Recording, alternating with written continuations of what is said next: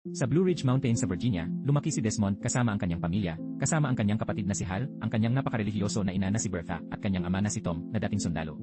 Nakipaglaban si Tom sa unang digmaang pandaigdig at mula nang bumalik siya, hindi na siya naging pareho. Madalas siyang umiinom at dahil sa trauma niya, naging marahas siya sa kanyang pamilya, kaya kailangang ipaliwanag ni Bertha sa kanyang mga anak na hindi sila kinasusuklaman ng kanilang ama, galit lang siya sa kanyang sarili. Sina Desmond at Hal ay madalas na nagkakasundo at sila ay nagpapatuloy sa mga pakikipagsapalaran sa mga bundok ng magkasama. Ngunit sila rin ay nakikipag-away na pinapayagan ni Tom dahil kailangan lang niyang parusahan ang nanalo. Isang hapon, ipinagtanggol ni Desmond ang kanyang sarili gamit ang isang laryo na halos patayin si Hal sa proseso.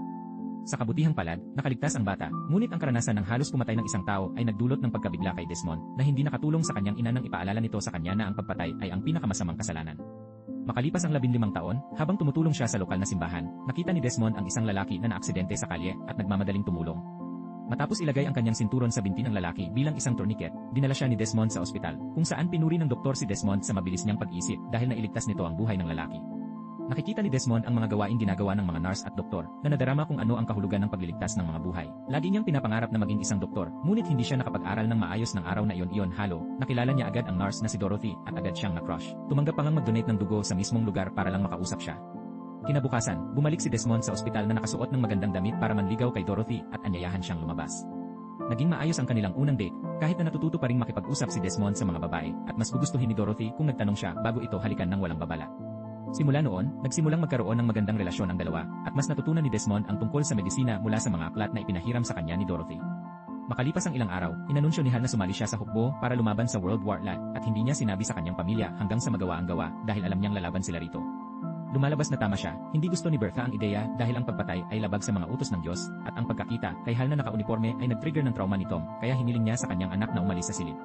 Di nagtagal, sinabi ni Desmond kay Dorothy na gusto rin niyang magpalista, ngunit bilang isang medic. Para ayusin ang mga bagay-bagay, nagpa siya siyang hilingin kay Dorothy na pakasalan siya, at tinanggap niya, ang petsa na itinakda nila ay tuwing makakakuha siya ng kanyang unang leave. Pagkatapos, pumunta si Desmond para kausapin si Tom, na nasa sementeryo na bumibisita sa mga puntod ng kanyang matalik na kaibigan na namatay sa digmaan. Pagkatapos magreklamo tungkol sa mga tanga sila, sinabi ni Tom na ayaw niyang ilibing rin ang kanyang mga anak, at ipinahayag niya ang kanyang kawalan ng pag-asa na mabuhay si Desmond gamit ang kanyang paniniwala lang. Noong araw na umalis si Desmond papuntang Fort Jackson, niregaluhan siya ni Dorothy ng Biblia na may larawan niya sa loob. Sa sandaling dumating siya sa kuta, nakilala ni Desmond ang lahat ng kanyang kapwa pribado, kabilang si Smithy, na tumawag sa kanya ng Bian Paul, habang naglalaro ng kutsilyo. Ang itinalaga nilang sarhento ay si Howell, na ikinagulat nilang lahat ng siya ay dumating na may sumigaw, dahilan upang ihulog ni Smithy ang kutsilyo sa kanyang paa, at hindi nagbigay ng panahon sa isa pang pribado na magsuot ng ilang damit. Si Howell ay isang stereotypical sarhento na sumisigaw sa lahat para sa kapakanan nito, at nang insulto sa kanila dahil sa kanilang mga hitsura, na sa tingin ni Desmond ay medyo nakakatuwa.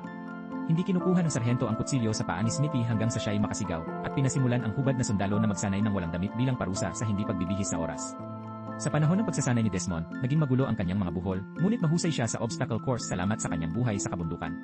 Dumarating ang tunay na problema kapag susunod na ang paghawak ng armas at tumanggi siyang kumuha ng rifle. Dinala ni Howell si Desmond upang makita si Captain Glover sa kanyang opisina, kung saan ipinaliwanag ni Desmond na sinabihan siya na hindi niya kailangang kumuha ng armas at hindi siya dapat ipadala sa isang kumpanya ng rifle dahil siya ay isang conscientious objector, bagamat mas nakikita niya ito bilang isang conscientious cooperator. Itinuro rin niya na bilang isang Seventh-day Adventist, hindi siya makakapagtrabaho tuwing Sabado dahil iyon ang kanyang Sabbath. Napag-alaman ni Glover na katawa-tawa ang buong deal at iniisip niyang hindi niya mapagkakatiwalaan si Desmond sa labanan kung hindi niya masusunod ang mga pangunahing utos, ipinadala niya siya sa Seksyon 8, Psychiatric Discharge. Pagkatapos, sinabi ni Howell sa iba pang privates ang tungkol sa pagiging objector ni Desmond sa pinaka-condescending na paraan na itinuturo na hindi siya maaasahan sa labanan. Sa gabi bago matulog, kinuha ni Smithy ang Biblia ni Desmond at sinubukang pukawin siya na saktan siya, ngunit hindi tumugon si Desmond at binawi niya ang kanyang Biblia pagkatapos sabihin ang pakiusap. Kinabukasan, dumaan si Desmond sa kanyang psychic evaluation na nagpapaliwanag na hindi niya naririnig ang mga banal na boses, lubos niyang alam na iba siya ngunit siya ay isang matatag na mananampalataya, hindi isang baliw na tao. Napagpasyahan ng doktor na si Desmond ay maayos at hindi kwalipikado para sa Seksyon 8, ibig sabihin ay legal siyang pinapayagang magtrabaho bilang isang combat medic basta't mahusay siya sa lahat ng iba pang bahagi ng kanyang pagsasanay. Gusto pa rin ni Glover na mawala siya, kaya inutusan niya si Howell na panatilihin si Desmond sa barracks. Mula noon, natigil si Desmond sa paggawa ng nakakapagod na trabaho tulad ng paglilinis ng mga palikuran. Sinipa rin ni Howell ang higaan ni Desmond habang ipinapaalam sa lahat na hindi sila makakakuha ng libreng weekend na nagpapahiwatig na kasalanan ni Desmond ito. Dahil dito, kapag sumasapit ang gabi, binugbog si Desmond ng iba pang mga pribado habang nagtataka si Smithy kung bakit siya nananatili. Kinaumagahan, nakita ni Howell ang itim at asul na kalagayan ni Desmond at taos-pusong pinayuhan siya na huminto para sa kanyang kapakanan, ngunit tumanggi si Desmond. Hindi rin niya ibibigay sa sarhento ang mga pangalan ng mga bumugbog sa kanya, sa katunayan, hindi niya inaamin na siya ay inatake at sinisisi ang kanyang mga pasa sa isang aksidente. Kapag kumpleto na ang pagsasanay ng unit, ang lahat ay pinalaya sa bakasyon maliban kay Desmond na inaresto dahil sa pagsuway.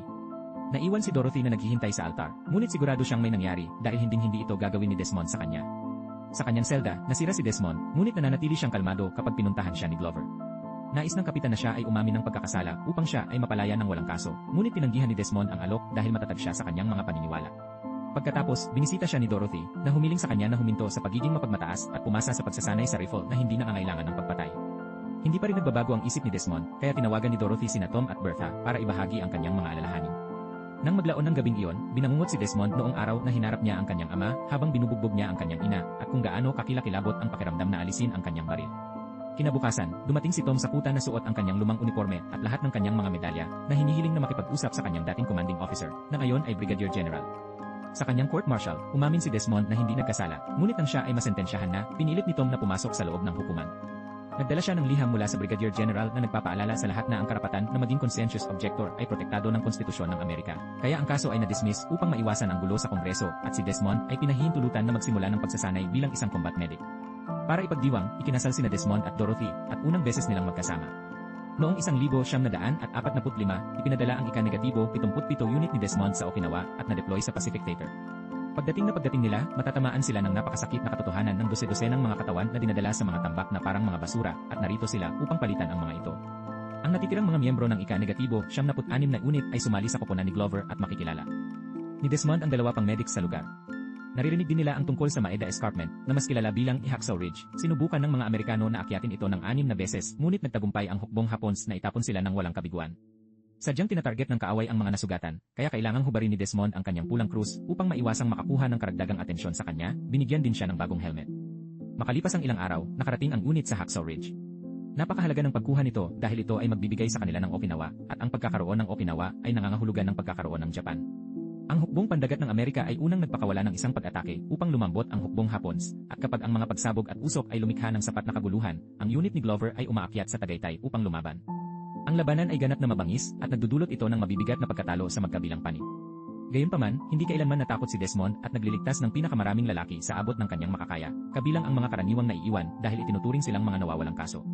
May ilang beses na muntik na siyang mahuli ng mga sundalong Hapons, ngunit sinisigurado ni Smithy na papatayin silang lahat at mapanatiling ligtas si Desmond. Pagkatapos ng mahabang oras ng pakikipaglaban, lumubog ang gabi at nagpa siya ang American unit na humukay at magkampo para hawakan ang lugar na kanilang napuntahan, naglalayong tapusin ang paglilinis sa Tagaytay sa umaga.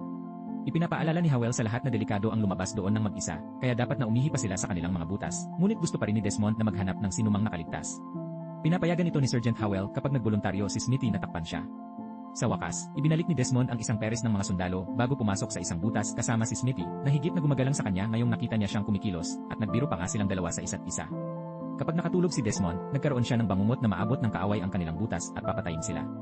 Matapos magising sa bingit ng pagkasira, ibinahagi ni Desmond ang kanyang panaginip kay Smithy na nabigla nang makarinig ng isang lalaki na hindi kukuha ng sandata kahit sa kanyang panaginip.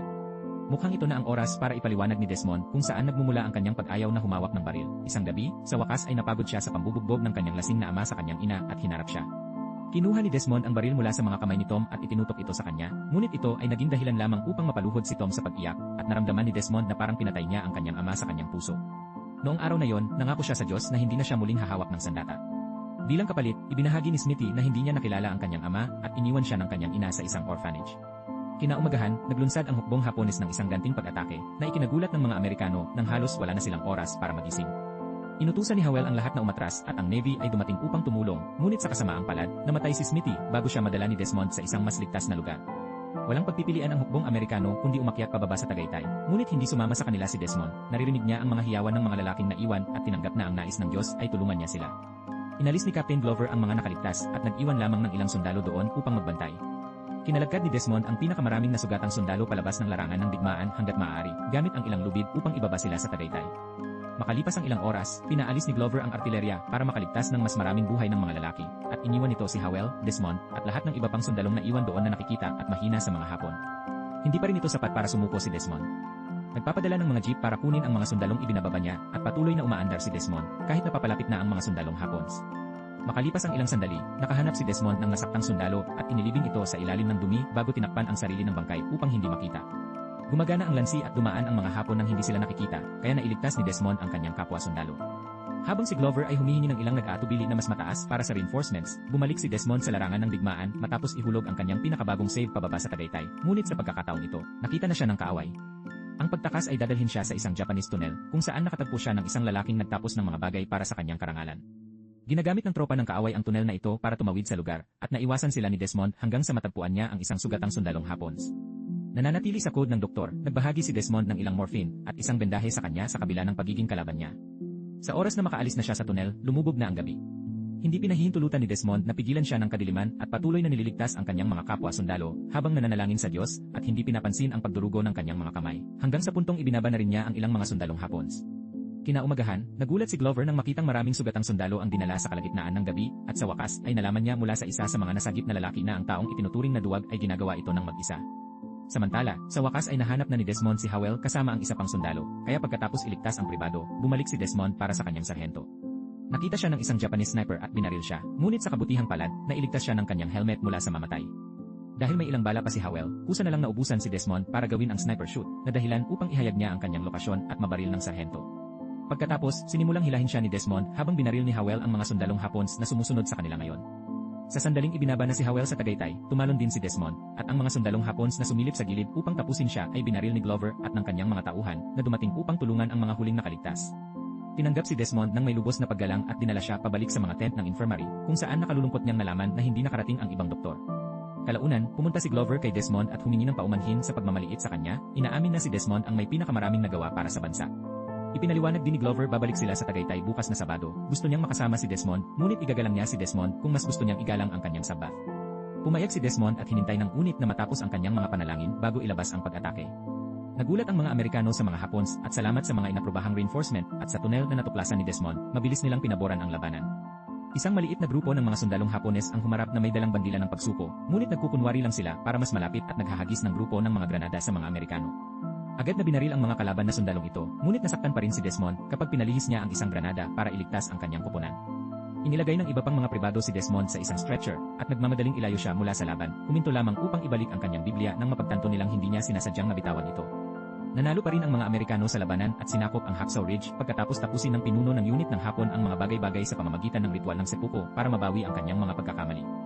Ang tunay na Desmond II ay nagdala ng 75 sugatang lalaki sa kaligtasan sa Hacksaw Ridge.